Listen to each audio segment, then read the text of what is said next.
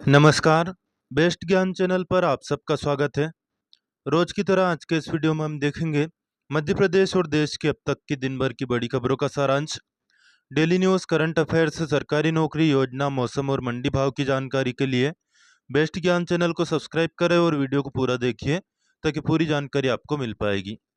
मौसम विभाग भोपाल ने अगले 5 दिनों के दौरान प्रदेश के कुछ जिलों में बारिश का अलर्ट जारी किया है। सबसे पहले मौसम का हाल ही जान लेते हैं।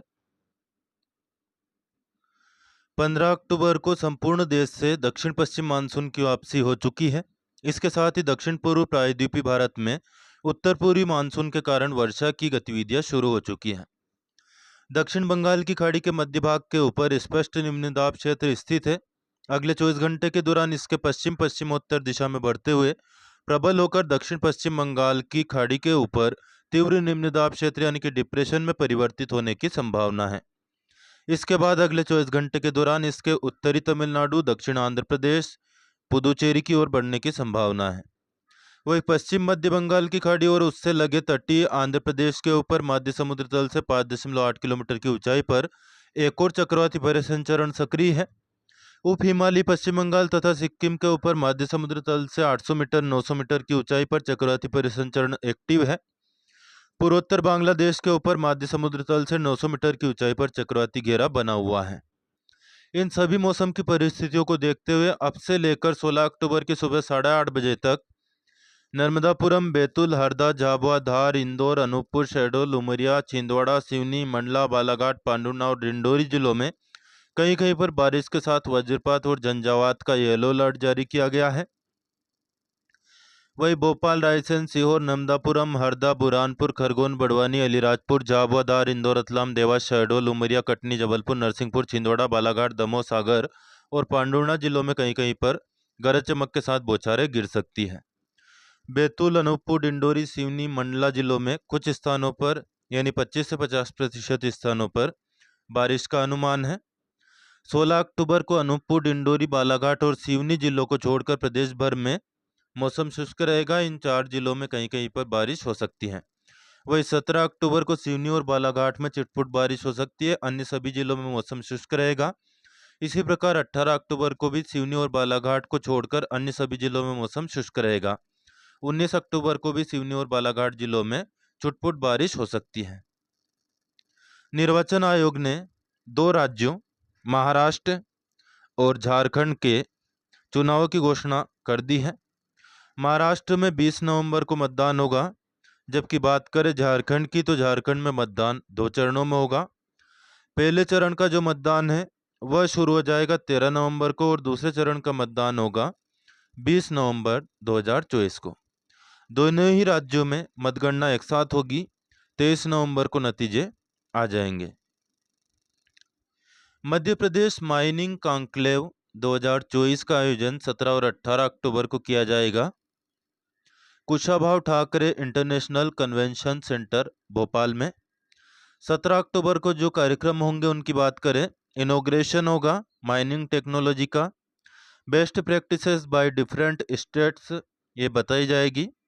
साथ ही में टेक्निकल सेशन होगा डिजिटाइजेशन और एआई पर माइनिंग सेक्टर में, और साथ ही में स्टार्टअप से बातचीत भी करेंगे मुख्यमंत्री डॉक्टर मोहन यादव।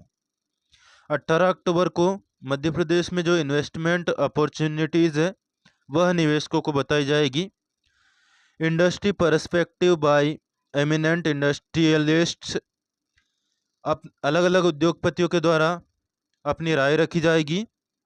अवार्ड्स और सेरेमनी कार्यक्रम होगा, एमओयूज किए जाएंगे और पॉलिसी भी लॉन्च की जाएगी 18 अक्टूबर को माइनिंग यानी कि खनन के क्षेत्र में। कुल मिलाकर झारखंड में जो चुनाव होने हैं, टोटल झारखंड में 24 जिले हैं जिनकी 81 सीटों पर मतदान होगा। 44 सीटें जनरल की है, एसटी की 28 सीटें और एससी की 9 सीटें यहाँ पर है।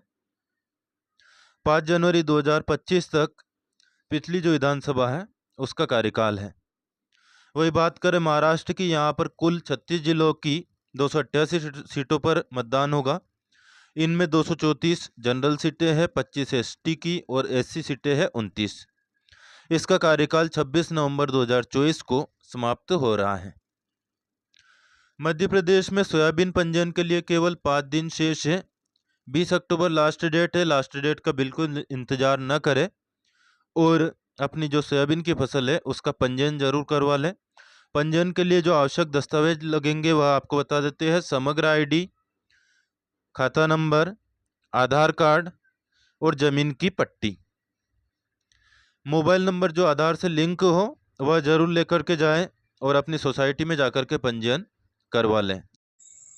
आज राजगढ़ जिले की खुजनेर मंडी में सोयाबीन का अधिकतम भाव रहा 4510, औसत भाव 4000 रुपये प्रति क्विंटल।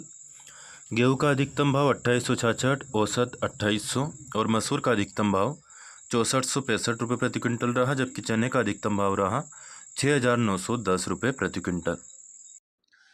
पचोर मंडी में 14 अक्टूबर को सोयाबीन का भाव रहा 4650, औसत भाव 4350।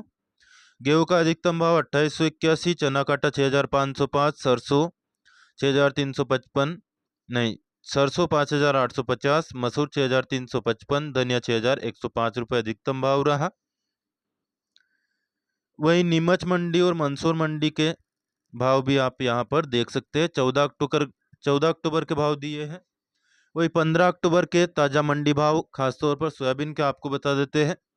15 अक्टूबर को खातेगांव मंडी में सोयाबीन का अधिकतम भाव 4480, देवास में 4800, आगर में 4725, खंडवा 4492, सागर 4460, उज्जैन 4737, हरदा 4391, हरसूद 9350, पचोर 4705, अशोकनगर 4576 रुपये भाव रहा। यह हरसूद में कुछ मिस्टेक के कारण 9350 भाव चढ़ गया है, यहाँ पर भी भाव कम होना चाहिए। ब्यावरा मंडी में अधिकतम भाव रहा 4525, बदनावर में 4895, तराना 4605, बड़नगर 4759, जीरापुर 4525, कुरावर में भी बाई मिस्टेक ये भाव रहा होगा। टिमरनी में भाव है 4421, बिना में 4415, पेटलावद 4511, खुरई 4411, विदिशा 4500, सीहोर 4671 और बेरसिया मंडी में भाव रहा 4590 रुपये प्रति क्विंटल। विदेश मंत्री डॉक्टर एस जयशंकर शंघाई सहयोग संगठन यानी एससीओ शिखर सम्मेलन में भाग लेने पाकिस्तान पहुंच गए हैं। एससीओ में भारत, चीन, रूस, पाकिस्तान, कजाकिस्तान, किर्गिस्तान, तजाकिस्तान और उज्बेकिस्तान शामिल हैं।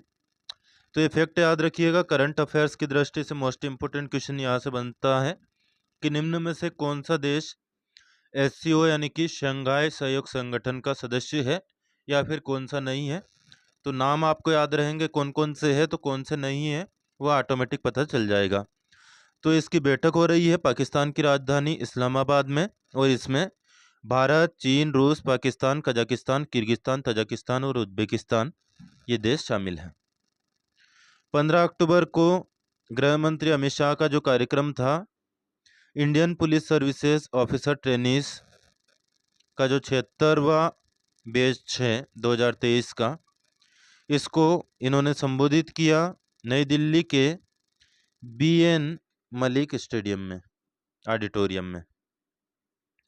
प्रधानमंत्री नरेंद्र मोदी ने नई दिल्ली के भारत मंडपम में अंतर्राष्ट्रीय दूरसंचार संघ यानी कि विश्व दूरसंचार मानकीकरण असेंबली WTSA 2024 प्रदर्शनी का निरीक्षण किया, संबोधन भी किया। यहाँ पर उन्होंने प्रधानमंत्री नरेंद्र मोदी ने कहा कि आज भारत टेलीकॉम और उससे जुड़े तकनीक के मामले में दुनिया के सबसे हैपनिंग देशों में से एक है। अंतर्राष्ट्रीय दूरसंचार संघ विश्व दूरसंचार मानकीकरण सभा का आयोजन कहाँ पर हुआ? नई दिल्ली में। एशिया प्रशांत में पहली बार इसका आयोजन किया गया, इसलिए महत्वपूर्ण है। 190 प्लस देशों ने इसमें भाग लिया। 3000 से ज्यादा वैश्विक नेता और विशेषज्ञ इसमें शामिल हुए। नवीनतम डिजिटल समाधान, कृत्रिम मेधा और बहुत कुछ, यह इसका विषय था। आयोजन हुआ 14 से 24 अक्टूबर 2024 तक चलेगा भारत मंडपम नई दिल्ली में। तो भारत मंडपम कहाँ पर है यह फैक्ट भी आपको याद रखना है, परीक्षाओं में प्रश्न बनता है। पूर्वी नौसेना कमान द्वारा आयोजित भारत, ऑस्ट्रेलिया, जापान और अमेरिका इन 4 देशों की नौसेनाओं का बहुपक्षीय समुद्री अभ्यास कहाँ पर आयोजित हुआ? मालाबार में। मालाबार 2024 इसका नाम है और विशाखापट्टनम में इसका आयोजन हुआ। इस अभ्यास की शुरुआत 8 अक्टूबर से हुई है। इस अभ्यास का उद्देश्य क्या है? समुद्री सहयोग को बढ़ावा देना। तो याद रखिएगा मालाबार जो अभ्यास है वह 4 देशों के साथ किया जाता है। भारत के अलावा इसमें ऑस्ट्रेलिया, अमेरिका, जापान ये देश शामिल है और नौसेना के द्वारा यह अभ्यास किया जाता है। कहाँ पर आयोजित किया गया? विशाखापट्टनम में। आज 15 अक्टूबर है और 15 अक्टूबर को महिला किसान दिवस मनाया जाता है, international day of rural women, यानी कि ग्रामीण महिलाओं का अंतर्राष्ट्रीय दिवस आज है। डेली न्यूज, करंट अफेयर्स, सरकारी नौकरी, योजना, मौसम और मंडी भाव की जानकारी के लिए बेस्ट ज्ञान चैनल को सब्सक्राइब करना बिल्कुल ना भूले और ऑलरेडी सब्सक्राइब कर चुके हो तो बेल आइकन यानी कि घंटी का बटन प्रेस कर देना ताकि आपको नोटिफिकेशन मिलना स्टार्ट हो जाएगा। कोई प्रश्न या सुझाव आपका हो कमेंट करके जरूर बताया करें। तो लाइक और शेयर करना बिल्कुल ना भूले। फिलहाल इस वीडियो में इतना ही।